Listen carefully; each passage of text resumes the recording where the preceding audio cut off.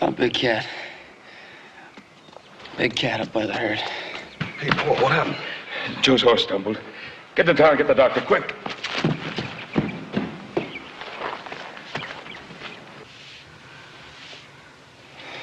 Oh, he's a big one, Pa.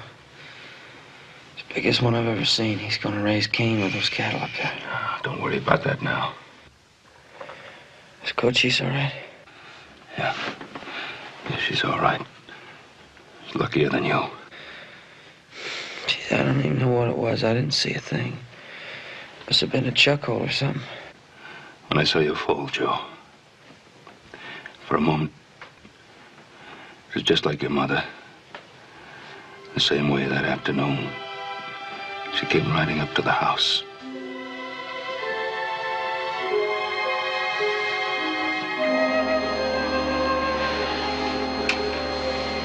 There's so much of her in you, Joe. So much.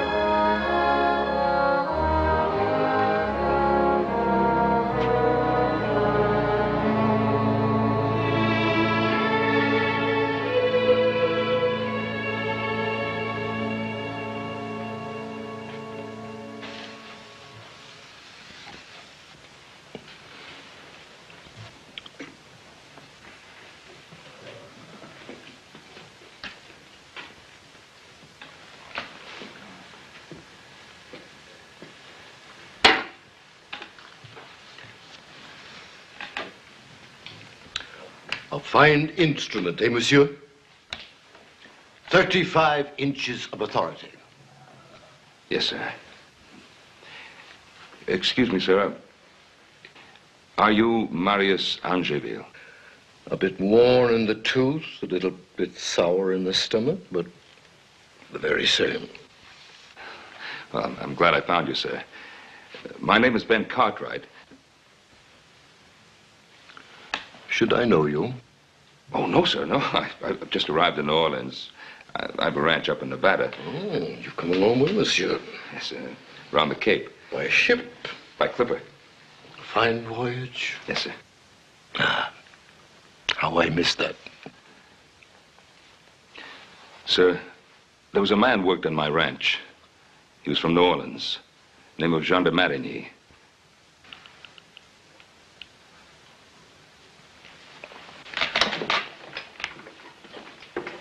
Jean?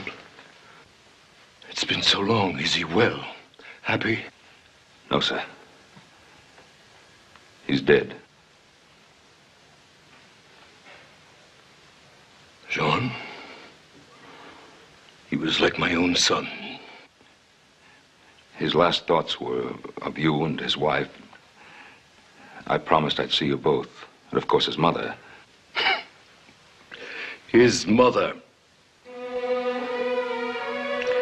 Forgive me. But there are some things...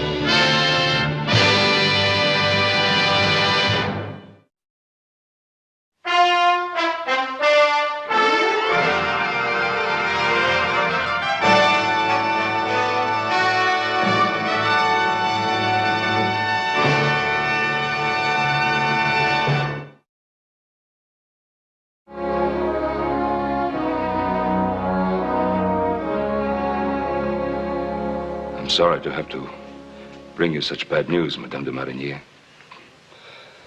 But I hope that it might bring you some consolation to know of your son's courage. I'm growing old, monsieur, and quite dry of tears. The de Marignys carry a proud but bitter heritage. We cried at the death of the Emperor. We cried in the streets of New Orleans when the French flag came down. And I cried when my son ran away from his disgrace. His disgrace, madame? You knew little about him.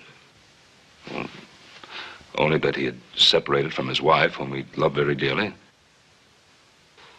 Love is often a crown of thorns. Yes, I suppose that's true. I hope to see his wife, Marie. I do not wish to discuss her, monsieur. Well, madame, she is your son's wife. Marie Delval was never meant to be the wife of a de Marigny. Forgive me, monsieur, but that is not your concern. If I can be of service while you are in New Orleans... Oh, thank you, madame. There is one thing. Oui? I brought a shipment of raw furs with me from Nevada. I was hoping I might dispose of them while I'm here. But I have little connection with my husband's business, monsieur. Well, Jean suggested that I contact your late husband's partner. He might arrange to sell my furs for me in the Parisian market. I shall be happy to introduce you to Monsieur Clermont. Thank you. I will arrange for a meeting and notify you. Excellent. Where are you staying? Well, with a friend. Marius Angeville in the Passage de la Bourse. You know Marius Angeville? Well, yes, he's a friend of your son's. That one is no friend to my son. Bonjour, monsieur. Oh, thank you, madam. Good day.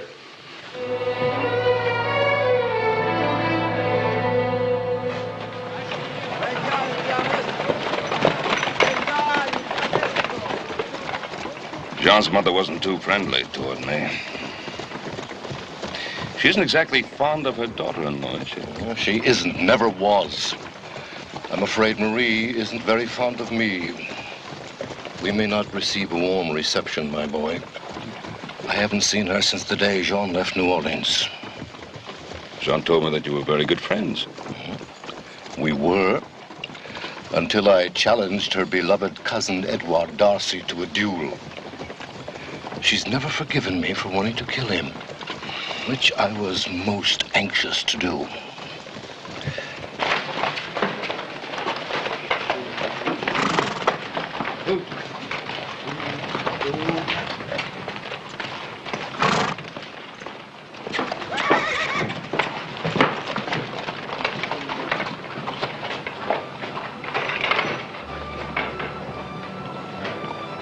So instead, I presented the monsieur with a keg of Barbados rum. Oh, Monsieur Defoe was chagrined. I couldn't imagine why. After all, what did he expect? At any rate, he had a nervous breakdown and hasn't returned to the club since. Oh, marvelous! Marie, tell us about the time you rode into the Salle d'Orléans in the middle of a ball.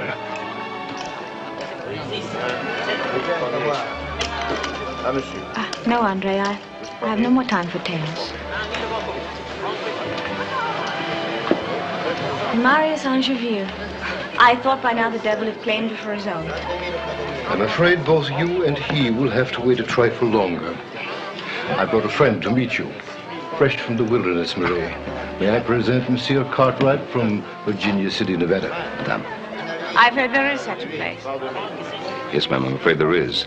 Full of wild animals and much wilder people.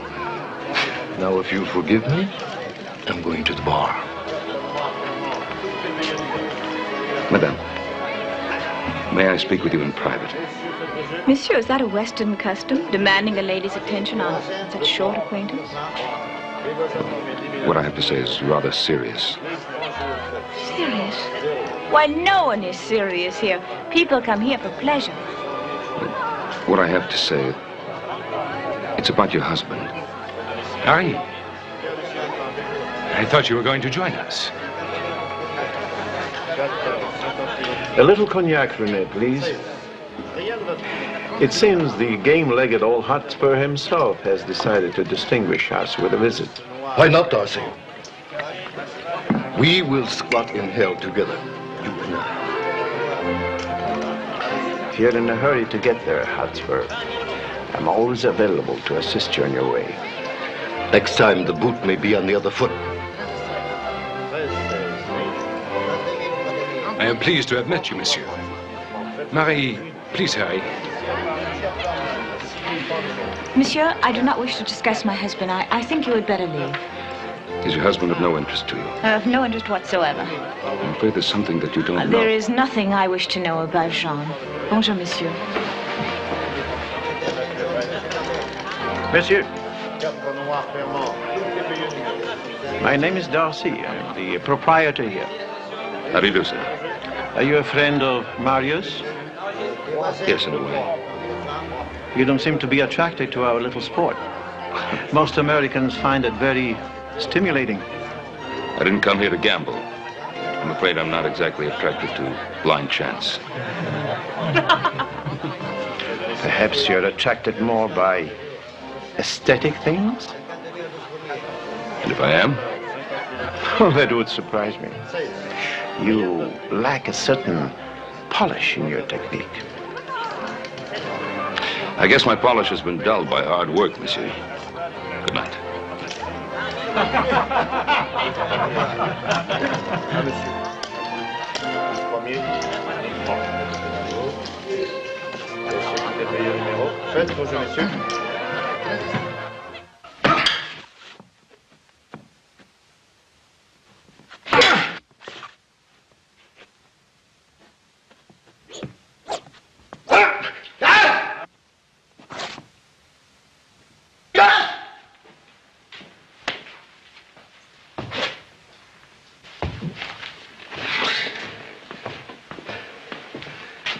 No, Marius. I fought amid the grape shot and bullets of Waterloo.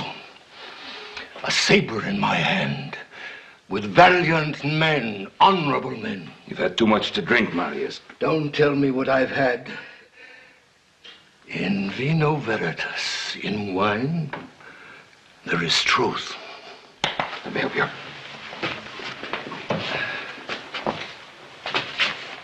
What is it? An old wound. This afternoon it became as fresh as the day I received it.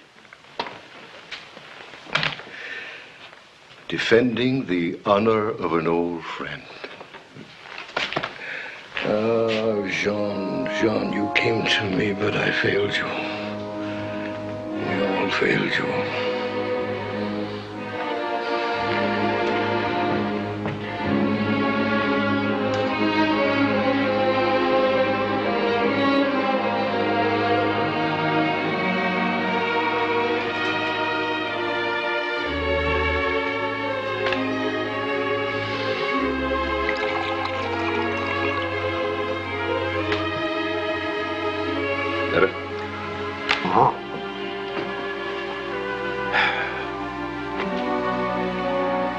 What did that mean? You all failed him. Well, he'd just been married. He adored his young and beautiful wife. But when he believed her unfaithful, he ran. His whole world shattered. Now I'm beginning to understand why Madame de Marigny didn't want to talk about her. I never believed the stories spread about Marie. I tried to prove them false. She was the innocent victim of deceit. What was the truth? The real facts about what happened are locked in her heart, along with grief and disillusionment.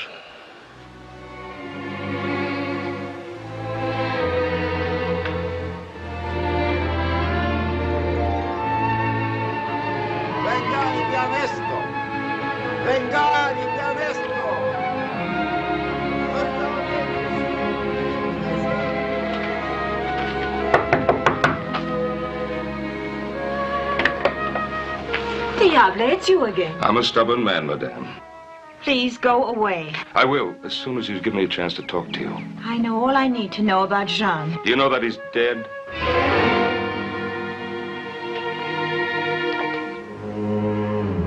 I'm sorry. That's what I've been trying to tell you. He made me promise to seek you out and let you know.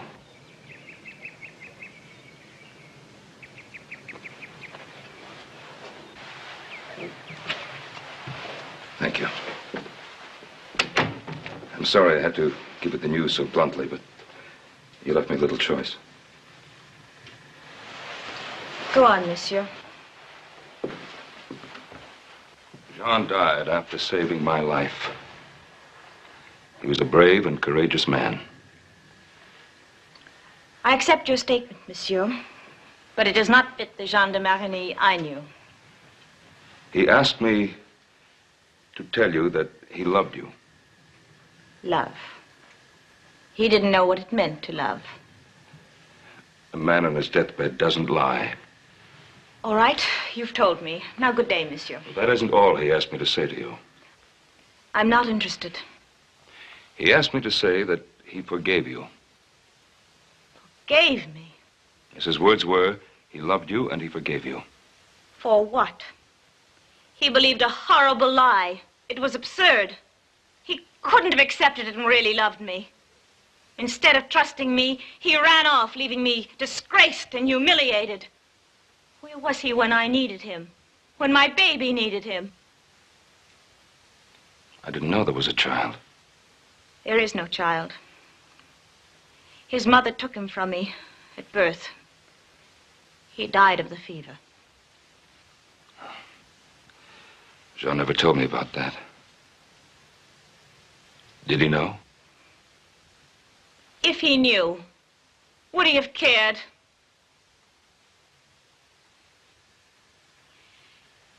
Leave me alone, monsieur, please.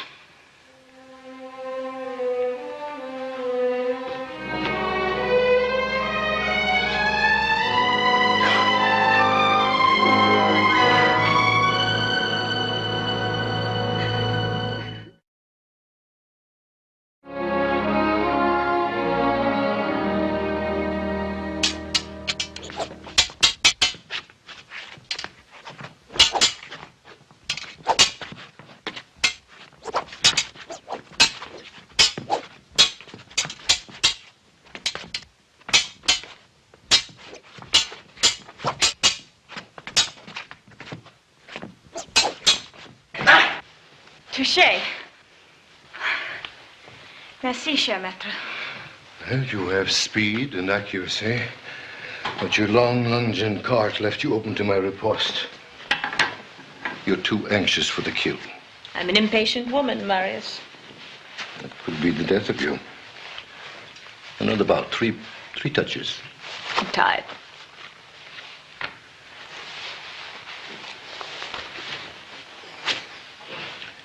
You didn't come here for a fencing lesson, Marie. Not after all this time. I'm not sure why I came. I'm not sure of anything anymore. Well, I can't give you any fatherly advice. There are no words to prevent memories from coming back to haunt you. You remind me of a gaunt old tree, gnarled and sad, all covered with Spanish moss and standing up to your knees in dark water. You've been a loyal friend, Marius. Even though you were wrong about my cousin Edouard. He's been very good to me.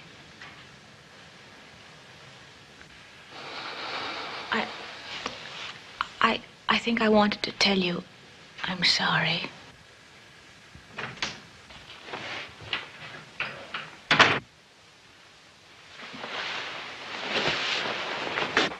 Oh, please don't run off on my account. I'll be out of your way.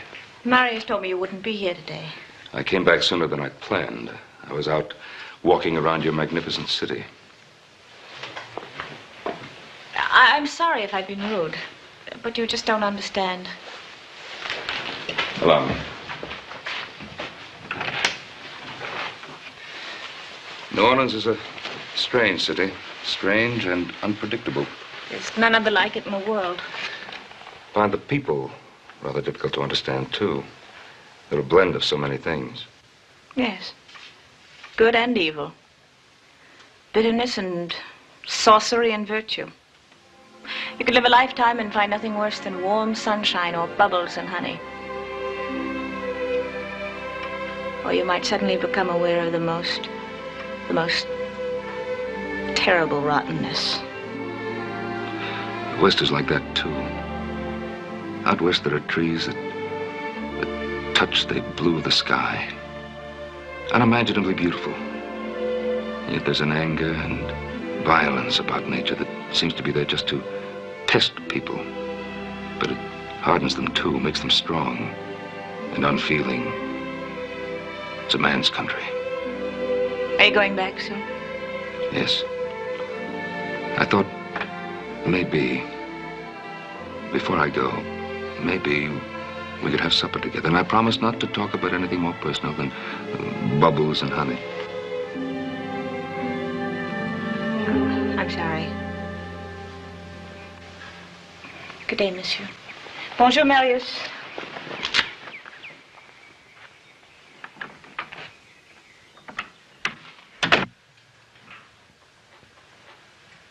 She's like a woman possessed. One moment gay and full of life, the next driven, running to escape from something that seems to chase her. Well, she loses herself in her way and I in mine.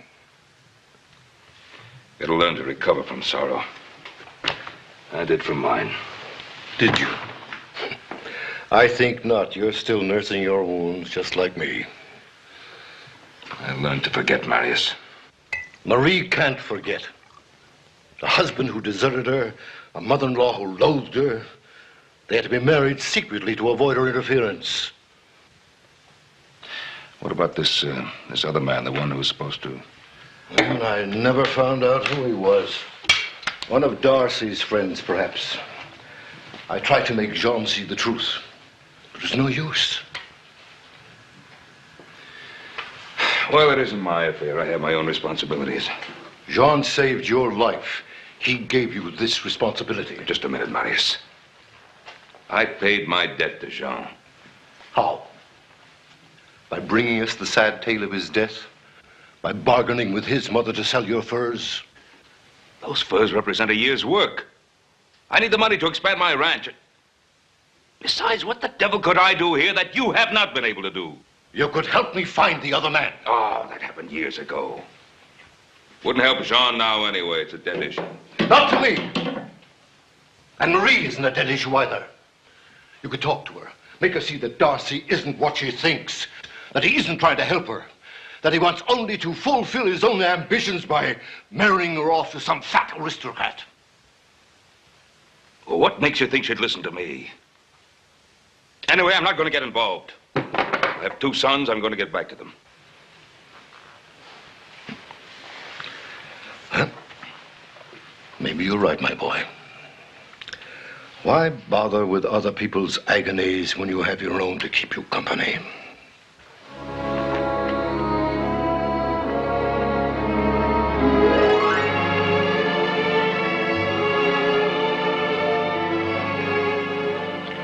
I do not compromise with situations, Madame de Marigny.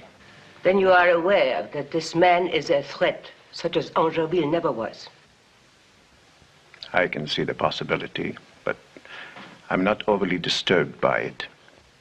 He is young, aggressive, and he feels a debt of gratitude to my son. All very subversive attributes. I view this matter of the Americans' intrusion with utmost gravity. There is no cause for alarm, madame. The man I persuaded to be attentive to your son's wife is now residing on the island of Haiti. He could come back. The American could get the truth out of him. And if he searches hard enough, he could discover from various sources that Marie's child is not dead. That could lead to the most undesirable results. I want him to leave New Orleans I have arranged for his furs to be bought so that he will have no excuse to stay. But just in case he is stubborn, I want him out of here. Do you understand?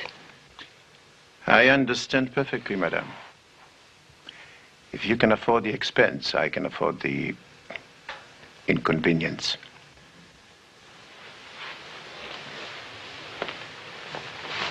Madame.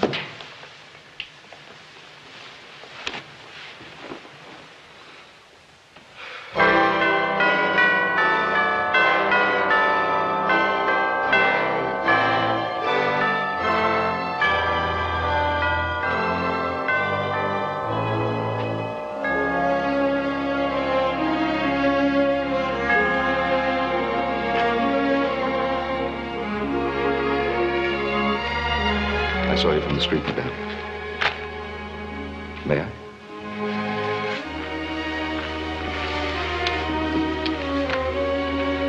I come here often. I was brought up in the convent after my parents died. It's a beautiful place. I was happy here, though something of a rebel. Yes, I think I can imagine you as a rebel. I used to climb that tree and look over the wall, fascinated by the beautiful French ladies in their Paris gowns, with shining black hair and skin like roses. I couldn't wait to wash my face in sour buttermilk. When I was a boy, I used to stand on a pier and watch the great clipper ships putting out to sea. I used to imagine myself a captain on the quarterdeck, scanning the horizon, looking for rich new lands to discover. For a long time, I had to content myself with finding my heroes in books. I think that was far better. Then if they disillusion you, you can throw them into the fire. It's getting late. May I walk you home?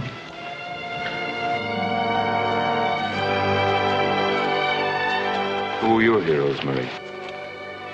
Don John of Austria, Henri of Navarre, Cardinal Richelieu. Bold, forceful men. Perfect heroes for a young Creole girl who hadn't the vaguest ideas about love and life. You seem to have some definite ideas now. About life? We don't live, we're only in the expectation of living. And love?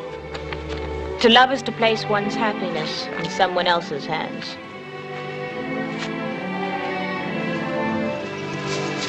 I see so much of my own loneliness in you.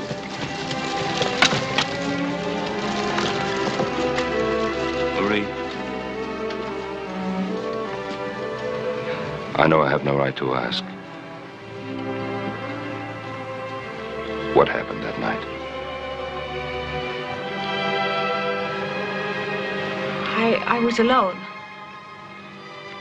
John had finally worked up the courage to tell his mother we'd been married. But he wanted to do it by himself. I must have been sleeping for some time when I became aware of someone near me. I thought it was Jean. When I realized it wasn't, I struggled. That's when John came in the room. It must have been terrible for you. He should have believed me. Yes, he should have. His mother was anxious to believe the lie. Something should have been done about that lie a long time ago, Marie.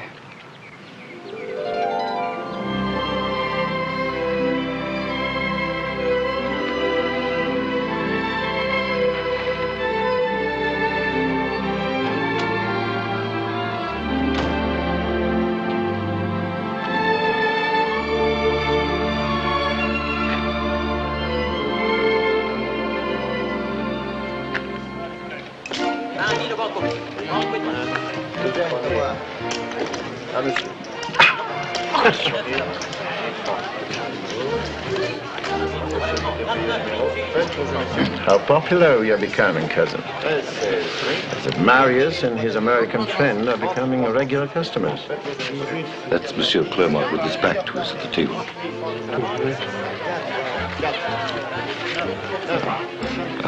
Wait for me at the bar. Leave Marius alone, Edouard. Don't concern yourself.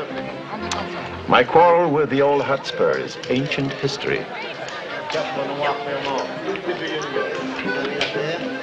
Mr. Clermont, I'm Ben Cartwright. Oh, it is a pleasure to meet you, monsieur. I got your note and came as quickly as I could. Oh, yes, about the furs.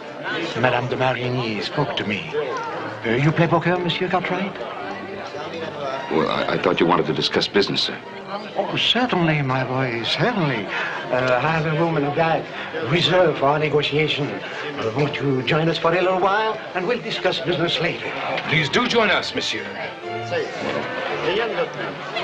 Thank you. I have one vice. Cards.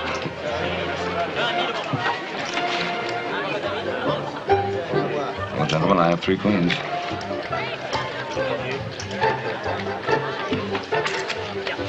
Ah, Monsieur Darcy, have you had the pleasure of meeting Monsieur Cartwright? Yes. He's the gentleman who does not devote himself to blind chance. Certainly doing well with it tonight. Throw a lucky man into the Nile, says an old Arabian proverb, and he'll come up with a fish in his mouth. Monsieur Clermont, I hope my luck will improve tomorrow. Monsieur, enchanté. Thank you. May I join in? Please do.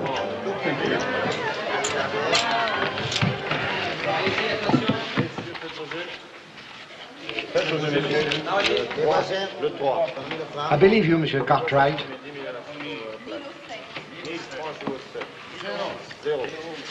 I'll pay for the pleasure of seeing your hand, Monsieur Cartwright. Straight.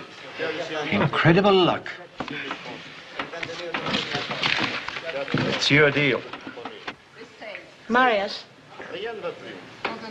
won't you join me? Thank you.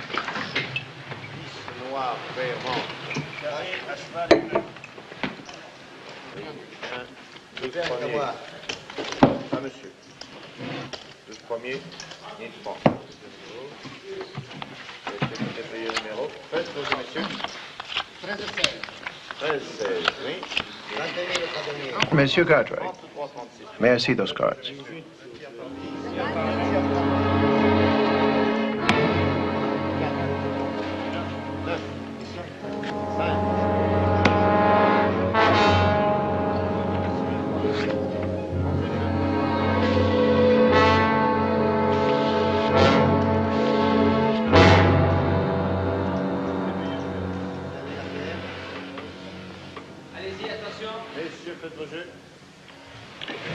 You are a cheat and a thief. Darcy, you cut those cards. Barbarian. You accuse me while you uncouth backwoods.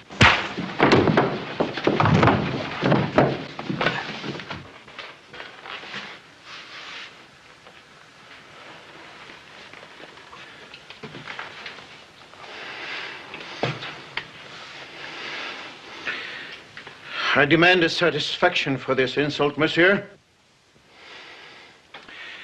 The plantation allard at dawn. Weapons, rapiers. Bonne nuit. He can't fence, Darcy, and you know it.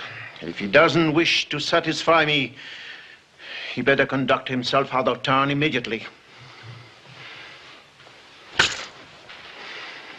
You won't need to do either. Marius, you stay out of this. I'm already in it.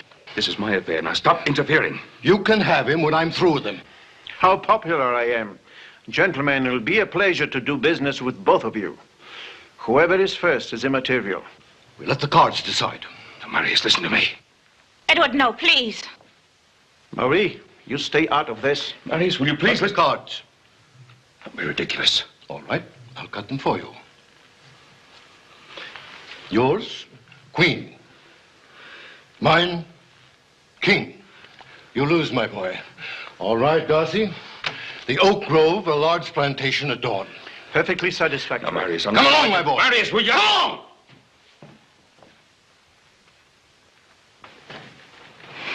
Edward, no, please. Monsieur Cartwright is no match for your rapier. He knows nothing of such things. And Marius is an old man. He's crippled. Why are you so concerned about Mr. Cartwright?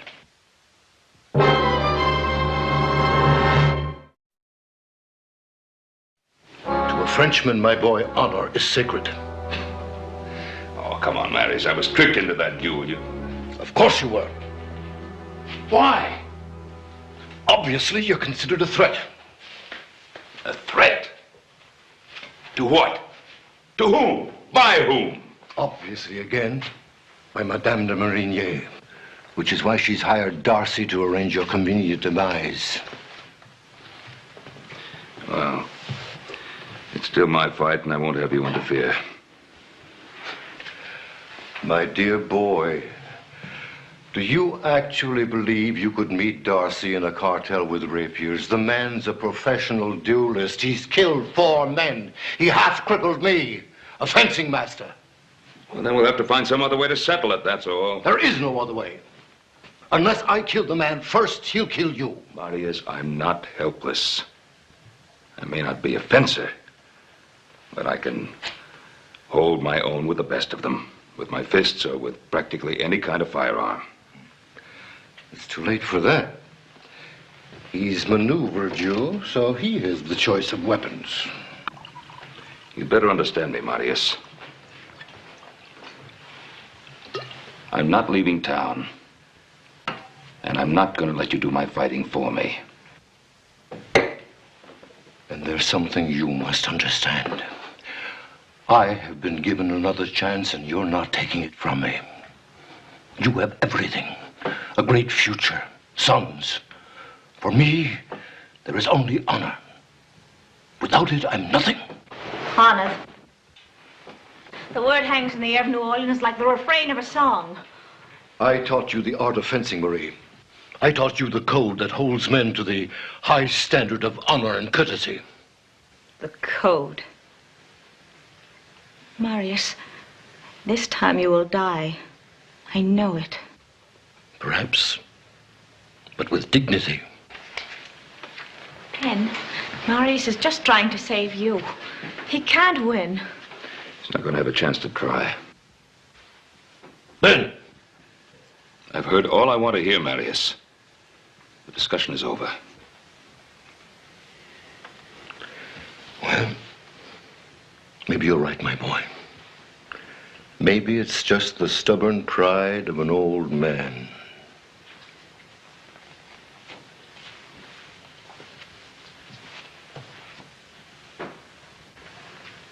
What about you? How are you going to fight Darcy? I thought your concern was for Marius. I love the dear man. But What? my concern isn't only for Marius.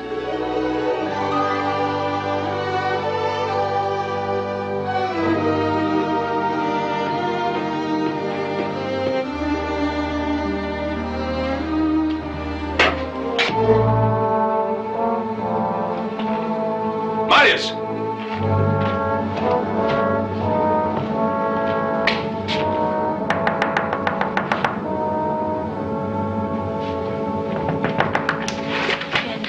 I couldn't go to sleep. I just saw Marius and Darcy headed for the Oaks. Fool. You'll have to show me where they hold those stupid duels. My carriage is outside.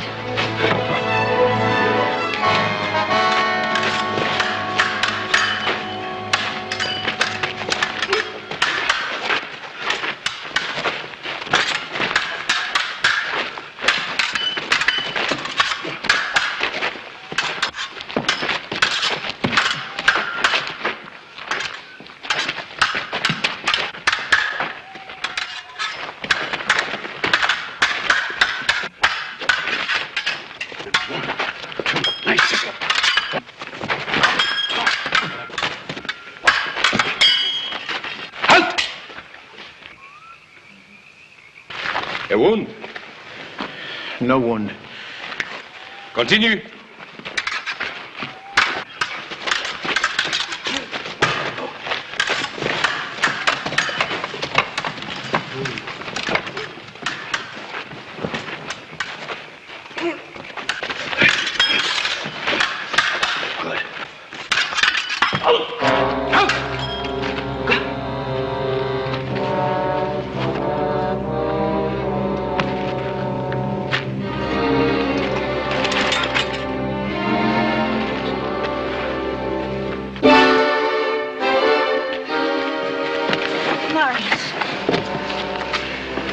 Marius, you old fool.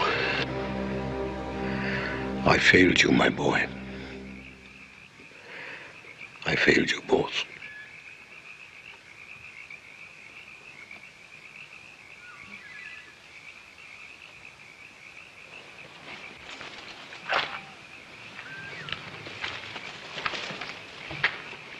Ben! You know what you are, Darcy? A hired assassin. Fighting an old man. You're a white-livered, cowardly disgrace to yourself and your so-called code of honor.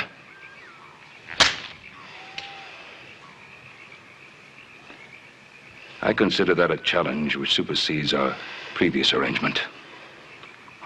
My choice of weapon is pistols. Here and now. Agreeable, monsieur. Andre, the pistols.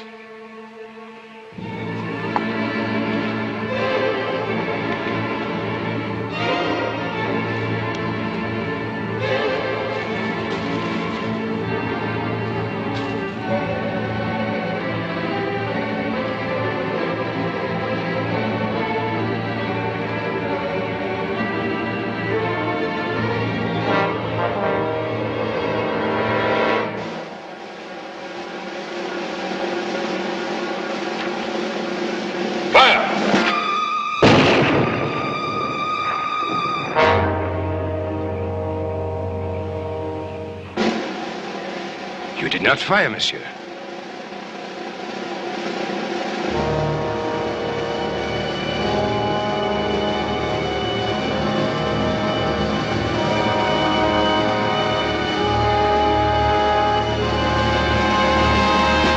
You'll live, Darcy, if you tell the truth about Marie and the man you hired to disgrace her. You know nothing of the matter of honor. Fire and be done with it! Honor? What do you know about honor?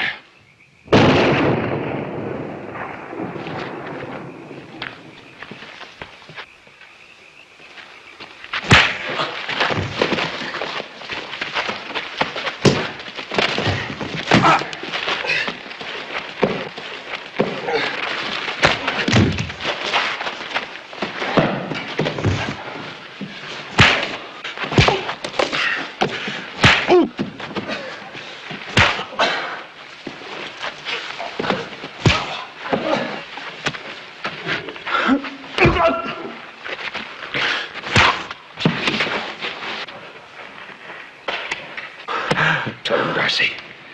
Tell him the truth about Marie. Tell him! Yes, yes.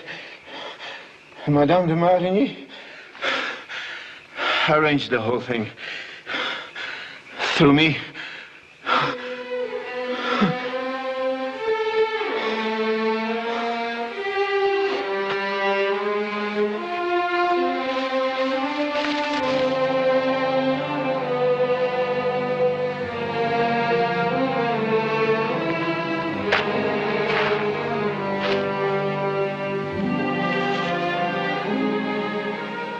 Thank you, my boy.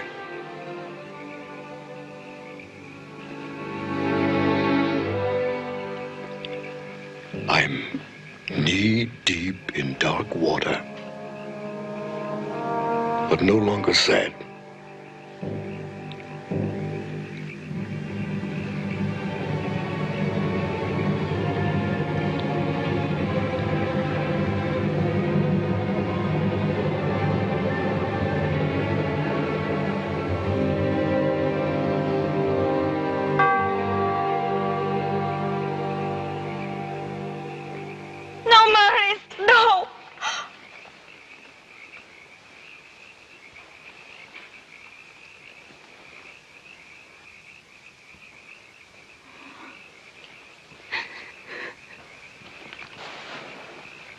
Don't cry, Marie. He died as he wanted to. According to the code by which he lived. The code.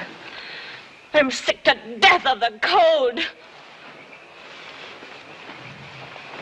Of all this stupid, shallow desperation that drives decent men to destroy themselves. Look at this hanging moss with its slime and sickness. Like this proud society that builds a wall around itself and shuts out the world. Marie, there's a world beyond that wall. The real world. A beautiful world. Where trees touch the sky. Yes, where trees touch the sky and they grow straight and tall and clean. Where life is reborn every moment, every day. Not for me. Death follows me. Only in the past. Only in the past. There's life ahead for you. For us. Without you, it would be empty for me. Empty? But with your sons? The future you're building for them? Until I came here, I thought my life was quite full. My sons were all I needed. But now I know, without you, it could never be complete. Come back with me. Be my wife. I love you. Ben, I love you.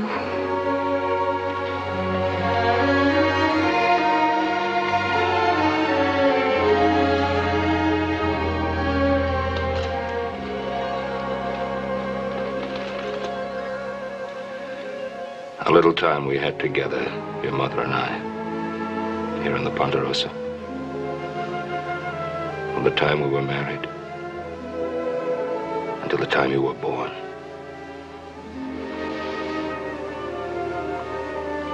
Until that day she came riding up to the house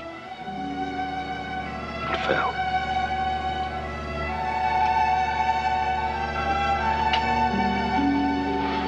Doctor's on his way, Paul.